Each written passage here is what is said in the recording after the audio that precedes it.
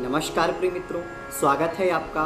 मैं आचार्य अनूप त्रिपाठी और आप देख रहे हैं ज्योतिष एवं वैदिक ज्ञान। मित्रों, आप सभी को नाग पंचमी की बहुत बहुत शुभकामनाएं। मित्रों, नाग पंचमी का त्यौहार जितना ही पवित्र है उतना ही हम सब के लिए उपयोगी भी है।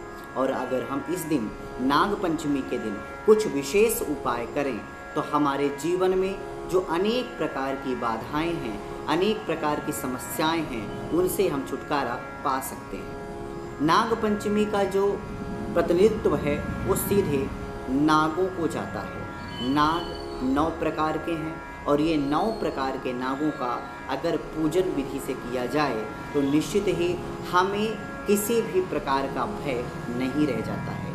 किसी भी प्रकार के विष का हमें किसी प्रकार का डर नहीं रह जाता है। मित्रों, अनेक प्रकार के दोषों का शमन होता है नाग पंचमी के दिन नागों का पूजन करने से, भोलेनाथ का पूजन करने से। लेकिन अगर 2 समस्याएं आपके पत्रिका में हैं तो समझ लीजिए ये नाग पंचमी का त्यौहार आपके लिए किसी वरदान से कम नहीं है। सबसे पहली बात यह है कि अगर आपकी पत्रिका में पितृदोष है, जी हाँ, अगर आपकी पत्रिका में पितृदोष है तो पितृदोष को दूर करने के लिए नाग पंचमी से बढ़ करके दूसरा कोई त्यौहार नहीं रहेगा। इसके साथ में अगर आपको काल सर्पदोष है तो उसके लिए भी आप समझ लीजिए कि नाग पंचमी के दिन अगर कोई भी प्रयोग करते हैं तो आपको बहुत लाभ मिलेगा। काल सर्पदोष का पूजन करते हैं या कराते हैं, या आप नागों का पूजन करते हैं या कराते हैं तो उससे निश्चित तौर पर आपको बहुत लाभ मिलने वाला है। तो मित्रों,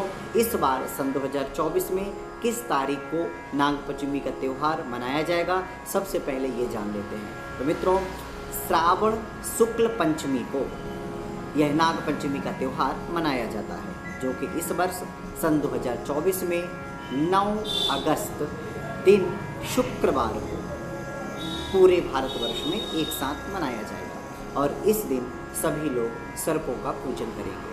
मित्रों, सर्प भोलेनाथ का आभूषण है और यह बताने के लिए काफ़ी है कि जो सर्प हैं वो हमारे क्षेत्रपाल हैं।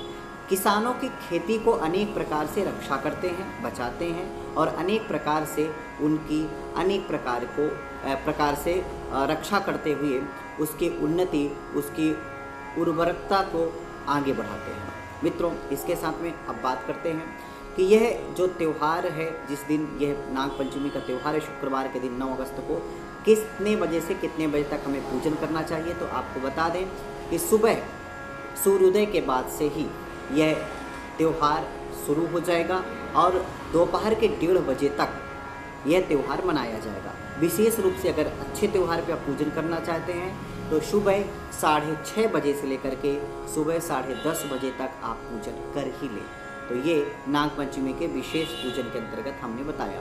मित्रों, जैसा कि हमने आपको बताया कि 9 प्रकार के नाग हैं, जो कि इस प्रकार से हैं: अनंतम वासुकिं शेषम पद्मनाभम च कम्बलम शंखपालम धातराष्ट्रम तक्षकं कालियं तथा एतानि नवनामानि नागानां च महात्मनां सायंकाले पठे नित्यं प्रातः काले विशेषतः। इस प्रकार से ये नागों के नाम हैं और इन नामों को लेकर के आपको नागों का अलग अलग पूजन करना चाहिए। तो आप इस दिन क्या कर सकते हैं? तो सबसे पहले आप 9 नाग लेकर के आएँ, तांबे के या चांदी के। अगर आपको काल सर्पदोष है, काल सर्पदोष अगर है कि नहीं है ये समझना है तो आप अपनी जन्म कुंडली देखिए, जन्म कुंडली में देखिए कि क्या राहु और केतु के अंदर सभी ग्रह हैं, क्या राहु केतु के अंदर ही सारे ग्रह आ गए हैं। और अगर आ गए हैं तो निश्चित रूप से आपको पूर्ण काल सर्पदोष है। वैसे तो काल सर्पदोष 12 प्रकार का होता है, 12 लग्न पे होता है, लेकिन विशेष रूप से यह तभी सक्रिय होता है जब राहु और केतु के अंदर सभी काल ग्रह आ जाते हैं और जब उदित काल सर्पदोष बन जाता है। तो मित्रों, आप देखें अपनी पत्रिका में या किसी योग्य ज्योतिषी को दिखाएं और इसके बाद उपाय करने के लिए 9 तांबे के नाग को लाना है, और या चांदी के आप भी ला सकते हैं और या मिट्टी के भी बना सकते हैं। इसके साथ में एक लकड़ी का पाटा, उस पर लाल कपड़ा बिछाना है। लाल कपड़ा बिछा करके आपको उसमें एक पार्थिव शिवलिंग या नॉर्मल कोई शिवलिंग को रखना है उनका पूजन करने के लिए, और इसके साथ में चारों तरफ उन नागों को रख देना है और भोलेनाथ का पूजन करना है और इसके साथ उन नागों का पूजन करना है। और पूजन करते हुए दुग्ध से अभिषेक करना है और चढ़ाना है, और इसके बाद उनका विसर्जन करके भोलेनाथ को अर्पण करने के पश्चात उन नागों को, 9 नागों को तांबे या चांदी के आपको बहते हुए पानी पे छोड़ देना है। मित्रों, अगर बहता हुआ पानी नहीं हो तो किसी अच्छे वृक्ष जैसे पीपल या कोई पवित्र पौधा अच्छा जो कि किसी गंदगी में ना हो, उस पौधे के नीचे मिट्टी में दबा देना है। तो मित्रों, इसके साथ में आपको बताएं कि नाग पंचमी के दिन विशेष रूप से ऐसा क्या क्या है जो नहीं करना चाहिए, जो विशेष रूप से ध्यान रखना चाहिए। तो मित्रों, जो नहीं करना चाहिए उसमें सबसे पहली बात है कि ज़मीन की खुदाई नहीं करें, ज़मीन में किसी प्रकार का गड्ढा नहीं करें, और किसी भी चीज़ को तले नहीं, भूने नहीं, मतलब तवा या कढ़ाई नहीं चढ़ाएं, दूध का सेवन भी नहीं करें, धागे सुई का इस्तेमाल भी नहीं करें, और खेत में हल चलाना भी अशुभ माना जाता है, इसलिए आप इस दिन यह भी ना करें। इसके साथ में मित्रों, अब क्या क्या करना चाहिए ये सबसे महत्वपूर्ण है। तो आपको बताएं कि नाग पंचमी के दिन विशेष रूप से भोलेनाथ का और नागों का पूजन करें। इस दिन तिल के तेल का दीपक जलाना अत्यंत महत्वपूर्ण हो जाता है और जलाना चाहिए। जो हमने 9 नागों को बताया उनका पूजन करें और इसके साथ में उनको विसर्जन करें। घर के दरवाजे पर नागों का चित्रण करके उनका पूजन घर के गेट में, मेन गेट में अवश्य करें। महामृत्युंजय का जप करें। राहु के मंत्र को जरूर जप करें 108 बार, ओम भ्राम ह्रीम भ्रौं सह राहवे नमः।